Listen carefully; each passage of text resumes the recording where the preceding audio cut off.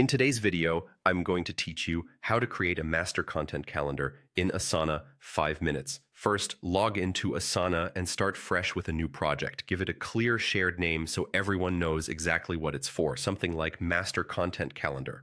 Consistent naming helps teammates find it quickly and avoids duplicates down the road.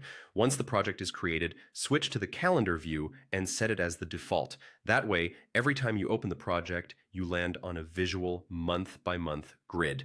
This makes it easy to scan your schedule, spot gaps, and avoid overloading any single day. If your team prefers weekly planning, you can zoom in, but keep the month view as your default for long-range planning. Next, define your workflow using sections in either list or board view. Think of these as stages your content moves through, from idea to published. Common sections include ideas, in progress, review, scheduled, and published.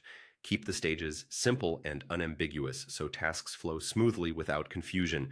Add custom fields to capture the details that matter for every piece. Useful fields often include channel, content type, priority, status, and owner. You might also add effort or campaign tags.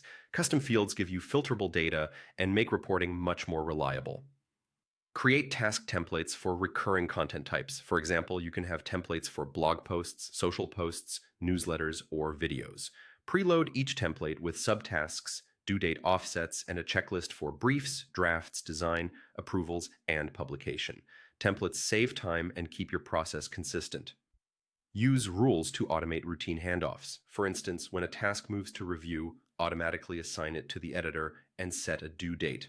When status changes to scheduled, have Asana add it to a queue section or apply a label. A few smart rules eliminate manual nudges and reduce bottlenecks. Integrate your tools so everything lives in one place.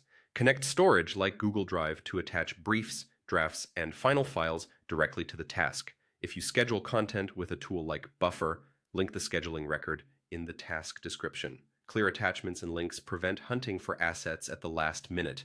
Finally, monitor progress with dashboards and portfolios. Build charts for upcoming content by channel, track workload, and spot at-risk deadlines. Use these views in weekly check-ins to adjust resources and keep the calendar realistic. That's your master content calendar in Asana, organized, automated, and ready to scale.